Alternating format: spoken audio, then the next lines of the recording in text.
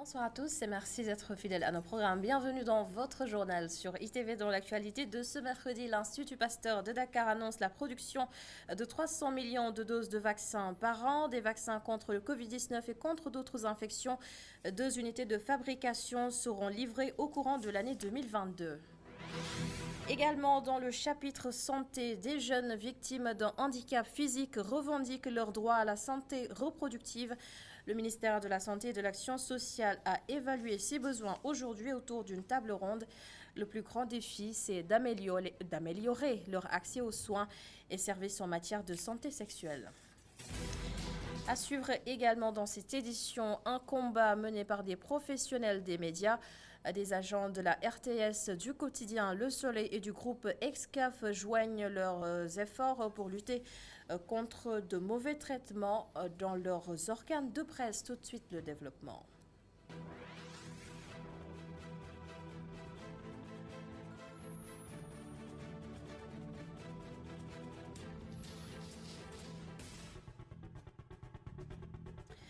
On marche donc vers la production de vaccins anti-Covid-19 et pas que. L'Institut Pasteur de Dakar se lance aussi dans la fabrication d'autres vaccins destinés à la sous-région ouest africaine.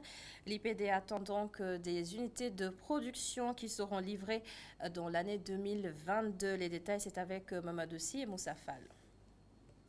L'Institut Pasteur et International Finance Corporation, membres du groupe de la Banque mondiale, renforcent leur partenariat à travers la signature d'une convention. 30 millions de dollars sont déjà mobilisés sur les 200 millions de dollars attendus dans le cadre du projet de construction d'unités de production de vaccins. L'Institut Pasteur donne mandat à AFC de mobiliser les partenaires. Nous avons signé une lettre de mandat qui nous permettra de mobiliser des ressources de la SFI et des partenaires. Donc nous sommes au début du processus, première phase qui vise à structurer le projet et ensuite à mobiliser les ressources. Nous avons déjà procédé à un don qui a permis de commencer la construction. C'était un don de 3,5 millions d'euros sur un projet qui, je crois, fait un total de 220 millions de dollars, apporter une partie significative qui est... Le site va abriter 2 unités de production. Le projet Madiba va produire les vaccins contre la COVID-19 et 13 autres destinés au programme élargi de vaccination. 300 millions de doses sont attendues par année. Africa Maril est lui destiné à la production de vaccins contre la fièvre jaune. Vaccinopol qui a comme objectif, comme il l'a rappelé, de produire des vaccins pour le Sénégal, mais aussi au niveau de l'Afrique, dans des capacités qui vont être de plus de 300 millions pour la Covid et les autres vaccins, et en plus pour le vaccin de la fièvre jaune, un peu plus de 30 millions. Ce Vaccinopol a vocation à résoudre d'une part le problème de la Covid, mais aussi de s'occuper de la vaccination de l'ensemble de nos enfants et petits-enfants dans le cadre du programme élargi de vaccination. C'est de permettre aussi de s'attaquer à des vaccins qui aujourd'hui n'existent pas, mais qui sont très importants pour l'Afrique. Ces unités de production de vaccins vont réduire les inégalités vaccinales déjà visibles entre l'Afrique et le reste du monde. L'Institut Pasteur, à travers ce projet, veut se positionner comme leader en Afrique dans ce domaine. Les travaux seront livrés en 2022. Les premières doses sont attendues dans la même année. Souvent marginalisées à cause de leur handicap, les personnes à mobilité réduite subissent parfois d'autres lourdeurs liées notamment aux questions de santé sexuelle et reproductive. Les femmes et les jeunes filles sont les plus exposées à ces formes d'exclusion puisque leurs besoins sont souvent ignorés. Boubacar Dian s'est intéressé au sujet. Manque d'accès à la santé reproductive, difficulté d'accès aux services de santé ou même stigmatisation. Voilà quelques mots dont souffrent les personnes vivant avec un handicap. Des souffrances plus aiguës chez les femmes et les jeunes filles. Vous voyez, les femmes ont des difficultés d'accès aux services de santé, même en utilisant les services de planification familiale. Il y a la stigmatisation, il y a beaucoup d'obstacles liés aux handicaps sur le respect des CPN, CPEN et la stigmatisation au niveau des structures, au niveau communautaire pose problème. D'autant plus qu'aujourd'hui que les jeunes filles handicapées n'ont pas assez d'éducation parentale sur la santé reproductive sexuelle des jeunes filles handicapées. Et ça nous mène à beaucoup de désagréments concernant nos jeunes filles Ces difficultés sont dues à la non prise en compte de cette frange de la population, ajoute-t-il. Mais au moment des appels d'offres, normalement, sur les cahiers de charges devraient être les normes par rapport aux constructions même ou des constructions même des centres de santé pour l'accès aux personnes à mobilité réduite. Il y a les services d'accouchement où la femme enceinte ne peut pas monter en haut des lits pour pouvoir se occuper. Donc, je pense qu'aujourd'hui, c'est une stratégie, c'est une opportunité pour nous de pouvoir changer avec nos parents, nos autorités, pour qu'on puisse régler certaines gaps qui Santé sexuelle et reproductive des jeunes, quelle approche pour un accès équitable à des services de santé inclusifs et résilients, voilà le thème de la table ronde organisée par les acteurs de la santé. Ce partage d'expériences a pour objectif l'amélioration de la santé sexuelle et reproductive chez les jeunes et les personnes à mobilité réduite. Les jeunes de moins de 25 ans constituent la moitié de la population sénégalaise selon l'ANSD, l'Agence nationale de la statistique et de la démographie, et beaucoup d'entre eux accèdent difficilement ou pas du tout aux moyens de contraception, ce qui multiplie donc les risques liés à leur santé sexuelle et reproductive. Et nous allons là-dessus écouter le docteur Abdoulaye Diaw du ministère de la Santé et de l'Action sociale. Le problème de l'accès à des services de santé sexuelle, il se pose pour les jeunes. Parce que, comme j'ai dit, dans notre conception, les jeunes, en réalité, ils n'ont pas droit à une santé sexuelle et reproductive. Or, c'est un besoin réel qu'ils ont. Et donc, si nous continuons à occulter ces besoins-là et à ne pas trouver de solutions, mais nous allons toujours continuer à gérer des dégâts. Les dégâts, c'est les infections sexuellement transmissibles, c'est les grossesses indésirables, c'est les avortements, les tentatives d'avortement, etc. Et c'est vraiment cela qui motive qu'aujourd'hui, le ministère, avec l'appui des partenaires, a décidé de mieux y réfléchir pour trouver les bonnes solutions. Un mot à présent sur le 9e Forum mondial de l'eau. Il est clair que le monde rural est beaucoup plus touché par les difficultés d'accès à l'eau, d'où la participation des agences de développement des régions au forum. Ils se sont mobilisés pour contribuer à la recherche de solutions depuis Diamniadio, Seydina Mbaye et Seynabou Babou. Nous accompagnent parce que c'est pas un petit Les agents de développement des régions du Sénégal sont présents dans ce 9e Forum mondial de l'eau. Ils se sont mobilisés pour apporter la contribution des régions. Selon le président de l'ARD de Saint-Louis, la zone rurale est plus touchée par le problème d'accès à l'eau potable. Aujourd'hui, ce forum des solutions devrait mettre l'accent sur le monde rural, particulièrement sur le monde rural. Et si nous voulons réussir le pari, puisque c'est un gros morceau, pour l'avaler, c'est très difficile. Il faut le partager. Et la meilleure façon de partager, disons, la mise en œuvre d'une politique de développement national, c'est de s'appuyer sur des acteurs dans les territoires. Pour atteindre l'autosuffisance alimentaire en riz, les ARD proposent des solutions. Pays qui veut atteindre l'autosuffisance alimentaire, sa partie nord aujourd'hui, qui produit la plus grande quantité de riz, a par exemple le fleuve Sénégal comme ressource, le lac de Guerre. Imaginez le barrage de Diamant qui permet de protéger les zones hydro-agricoles contre le sel, fait souvent des lâchers d'eau. Alors nous avons au moins 11 milliards de mètres cubes d'eau qui sont déversés dans la mer chaque année. Pourquoi ne pas, disons, transférer ces quantités d'eau à travers des canaux pour pouvoir aménager des terres. Les agents de développement des régions lancent un appel aux autorités pour plus d'accompagnement dans leur travail. Je pense que nous avons des territoires aujourd'hui qui regorgent de potentialités, mais qui ne sont pas suffisamment valorisés. Alors, nous profitons de ce moment pour lancer un appel à l'État et aux organisations internationales pour qu'ils nous appuient, qu'ils nous accompagnent, parce que ce n'est pas un petit projet. Transférer l'eau du fleuve ou du lac de Guerre pour arroser des vallées fossiles ou des zones déjà sèches, vous voyez que ça demande beaucoup de moyens. Ces ARD estiment que le Sénégal ne valorise pas assez ses potentialités. Ils demandent à être intégrés afin d'aider pour trouver des solutions pérennes. Et dans le cadre toujours du Forum mondial de l'eau, le chef de l'État a reçu hier le président de la Banque mondiale. Et c'est au cours de cette réunion solennelle que Macky Sall a révélé que le monde rural est approvisionné en eau à hauteur de 91%.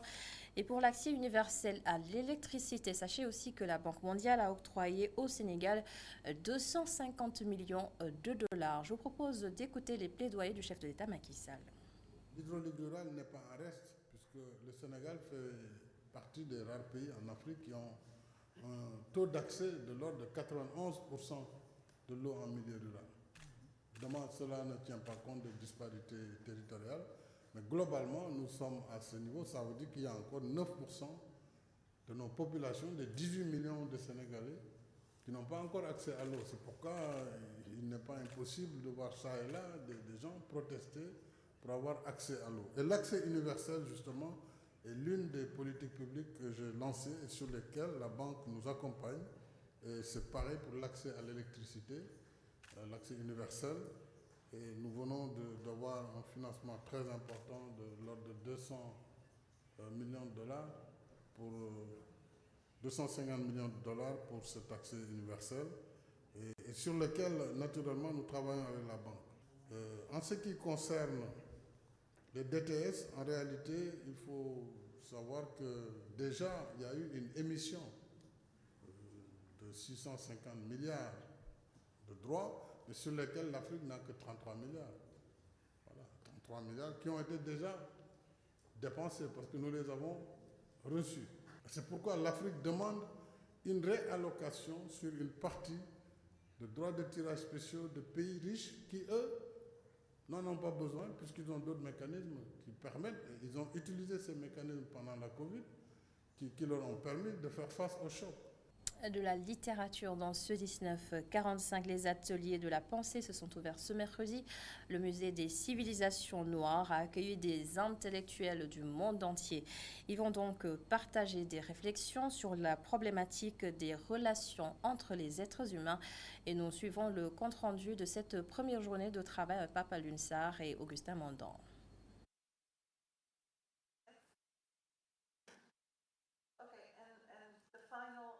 Comment reconstruire les liens qui se fissurent dans le monde? Les soldats de l'esprit se mettent en atelier au musée des civilisations noires. 3 jours pour cimenter l'édifice qui unit les peuples. L'idée, c'était de dire qu'on est dans une crise de la liaison.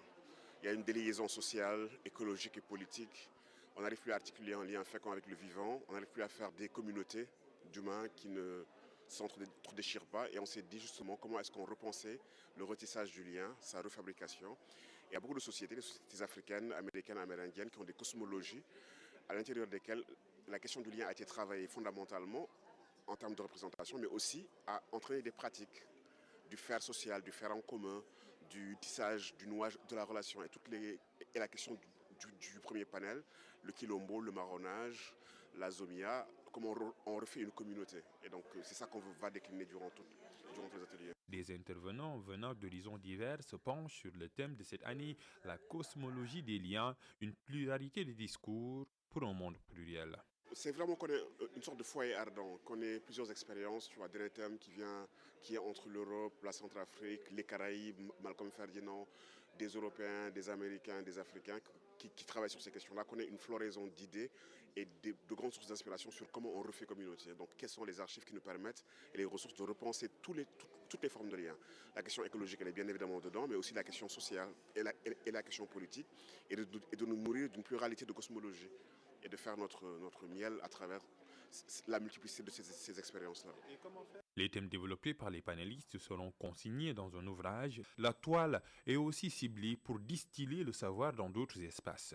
On fera déjà des actes, ça c'est la première action. Je pense qu'on filme, donc on va penser à des capsules et on va penser à des formats de dissémination qui permettent justement de disséminer et de distribuer au plus grand nombre. Mais déjà ce qu'on fait, c'est qu'on recueille la ressource, après on va la travailler dans une pluralité de formats. Épisode 4 des ateliers de la pensée. L'événement réunit une pléthore d'intellectuels à Dakar, la pensée à l'honneur pour faire de ce monde un village planétaire. Merci beaucoup, Papa Lunsar, pour ce compte-rendu. L'autre titre de ce mercredi sur les problèmes dans le secteur des médias. La situation est délétère à la RTS, au quotidien national Le Soleil et au groupe Excaf. Si les travailleurs des entités étatiques de la presse dénoncent une mauvaise gestion de la part de leurs directeurs généraux au niveau de Excaf, l'on craint la perte de plusieurs centaines d'emplois à cause du contentieux avec Canal+. Le SYNPICS et la CNTS-FC s'engagent à les soutenir. Pape Madjiratessar et Mafalfal. Excaf Télécom, RTS, Le Soleil, 3 médias, un point commun. Leurs travailleurs sont dans des difficultés. Dans le différend qui les oppose au groupe français et Canal+, les 400 employés d'Excaf voient une volonté d'accaparement de la TNT. Canal n'a pas... son intérêt aujourd'hui, c'est s'accaparer de cette TNT-là et vouloir faire son bien et faire la promotion de ceux ou bien de la vision occidentale qu'il voulait nous imposer ici au Sénégal. Du côté de la chaîne nationale RTS, l'on accuse le directeur général Racine Talla de refuser leurs droits syndicaux aux travailleurs. Aujourd'hui, mener une activité syndicale à la RTS est un crime et y assister un délit, au risque d'être dégradé, rétrogradé ou affecté l'issue facto. Les agents sont ostracisés. La règle est mettre son masque et se taire. Sinon, tout ce que vous direz sera enregistré et envoyé à l'autorité. Comme si nous étions dans un régime de Gestapo. Affectation punitive et licenciement abusif sont les griefs des agents du quotidien Le Soleil qui indexent le directeur Yahambayi et ils ne comptent pas se laisser faire. Le règlement de différend que nous avons déposé à la direction du travail prend fin le vendredi après-demain, vendredi 25. Le collège des délégués prévoit valablement et légalement de déposer un préavis de grève le lundi 28 à l'inspection du travail. Et nous alertons l'opinion publique que nous sommes déterminés à aller jusqu'au bout. Et on peut même assister à des jours sans soleil. Les travailleurs de ces 3 entités médiatiques vont compter dans leurs différents combats sur le soutien du SYNPICS, mais aussi de la CNTS-FC. Ces syndicats promettent d'engager la bataille pour que ces hommes de médias retrouvent leur dignité. Et la ministre du Commerce Aminata Somdiata vient de boucler sa tournée dans le nord du pays. Elle a ainsi donné le ton pour la campagne de commercialisation des produits horticoles et pour éviter des déboires. Plusieurs mesures ont été annoncées. Correspondance Momar Alisnian et Mokhtar Sek. Pour faciliter l'écoulement des produits horticoles tels que l'oignon et la pomme de terre, le ministre du Commerce et des PME vient de boucler une tournée dans le nord du pays où elle s'est entretenue avec les producteurs. Dès la semaine prochaine, nous allons rencontrer les commerçants. Certains ont commencé déjà à acheter, mais d'autres n'ont pas encore démarré leurs achats. Donc la semaine prochaine, nous allons tenir une réunion avec les commerçants, mais également travailler avec les organisations de producteurs pour qu'ensemble, nous puissions faciliter l'écoulement de l'oignon et de la pomme de terre. Mais aussi travailler avec le directeur général de la CEMIC, donc pour qu'une solution également soit trouvée quant à la conservation de l'oignon et de la pomme de terre au niveau de Diamniadio. Concernant le problème des intrants, les producteurs souvent peinent à recevoir l'engrais à temps. Pour y remédier, une production locale d'engrais est annoncée. En ce qui concerne les intrants, je pense que la personne la mieux habilitée pour y apporter des réponses, c'est le ministre de l'Agriculture. Je sais qu'il y a d'importants efforts qui ont été en tout cas consentis. Et cette année, Inch'Allah, avec les ICS, nous aurons une production locale, ce qui va nous permettre en tout cas d'éviter les problèmes de l'année dernière, dus surtout au contexte mondial qui est très difficile actuellement. Cette tournée a également été l'occasion pour le ministre du Commerce d'échanger avec les acteurs de la filière rizicole qui vont désormais bénéficier de l'appui du chef de l'État qui a décidé de soutenir le prix aux producteurs de paddy à hauteur de 32 francs le kilogramme. Quelques mots de sport à présent. À moins de 48 heures du match Sénégal-Égypte, l'entraîneur des Pharaons a dévoilé sa liste des 23 joueurs convoqués. De nouveaux visages et des absents aussi. Notre envoyé spécial au Caire a revisité cette sélection égyptienne qui doit faire face au Sénégal vendredi prochain. Pape Malick Diaw.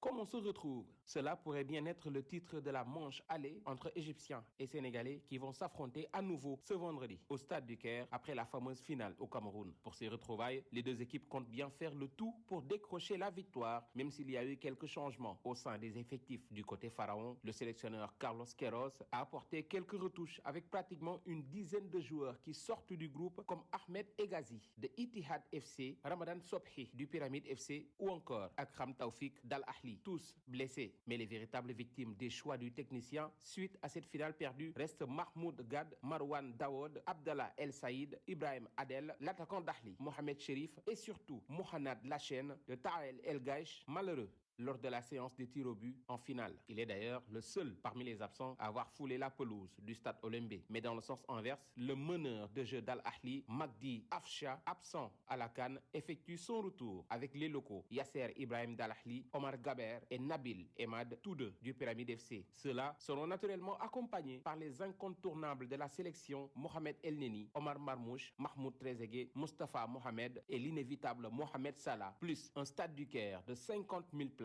pour essayer de faire tomber le champion d'Afrique. Pape Malick Diaw, Caire, iRadio. 0 but partout, c'est le score final du derby de la banlieue. Les Crabes de Guédiawaye qui recevaient l'AS Pikine ont été tenus en échec cet après-midi. Avec ce résultat, le Guédiawaye Football Club à la 3e place du championnat et l'AS Pikine 4e avec 23 points. La suite du journal.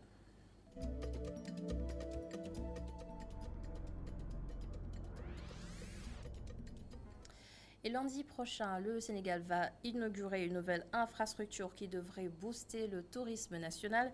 Il s'agit de l'hôtel du village Pointe-Sarène, un des plus grands hôtels de l'Afrique de l'Ouest. Le village est donc en passe de jouer les grands rôles dans le département. Sa population est essentiellement composée de Sérères qui vivent de pêche. Pointe-Sarène est notre découverte ce soir, signée Moutaga Kane.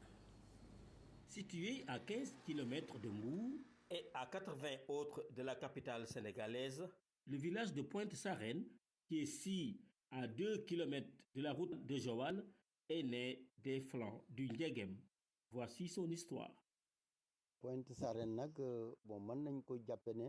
nom du village vient de la pointe que vous apercevez dans la mer. Cette flèche que vous voyez qui occupe une partie de la berge.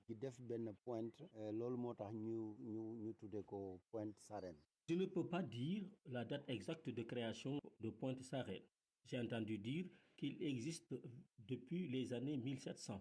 Le fondateur du village se nomme Mbot Sarr. On est presque à 80% Sérères. 80% des habitants du village sont des Sérères. Les autres sont des Wolofs, des Peuls, des Bambara, des Yola, des Lébou, etc. Presque toutes les ethnies du Sénégal y sont représentées. Les Sérères viennent du Ndiégem. C'est la zone située aux environs de Sandiara.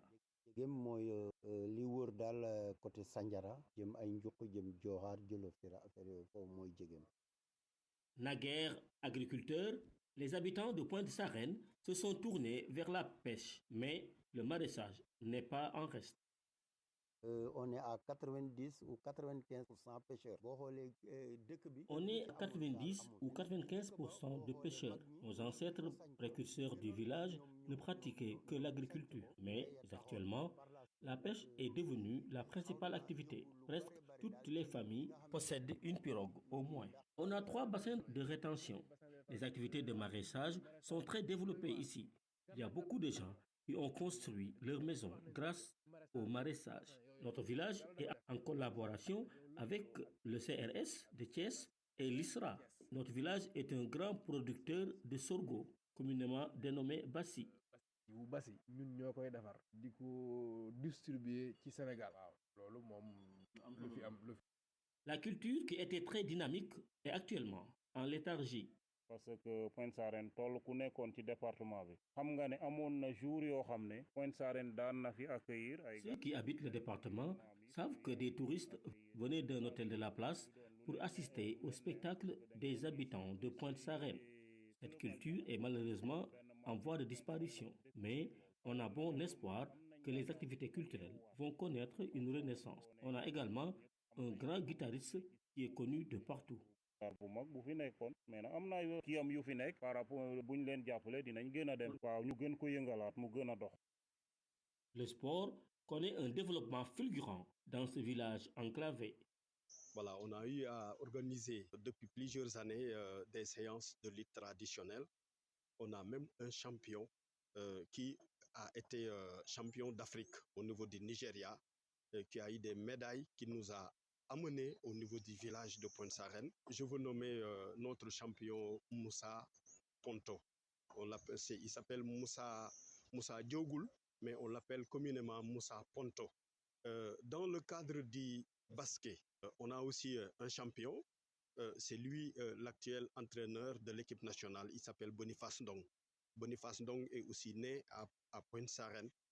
Il a même construit vraiment un terrain de basket où s'entraînent vraiment beaucoup de jeunes. On a même une équipe de basket qui est actuellement en phase nationale. Pour le foot, on a une équipe navétane, vraiment une équipe très forte. Une équipe vraiment de renommée, une équipe connue au niveau vraiment national, au niveau du Sénégal. L'équipe s'appelle Océan de Pointe Sarène. On a des internationaux, en l'occurrence Alun, il joue au niveau de la Suède. On a un autre jeune qui joue au niveau du DUC, du Dakar Université Cité Club. Si la pêche a détrôné l'agriculture avec l'installation de la station balnéaire du dit village, le tourisme risque de ravir la vedette à la pêche qui connaît une perte de vitesse due à la persistante rareté des ressources halieutiques. On se quitte sur ces images. Merci beaucoup d'avoir été avec nous. Merci à l'ensemble des équipes en régie. Bonne suite des programmes et à demain pour un autre 1945.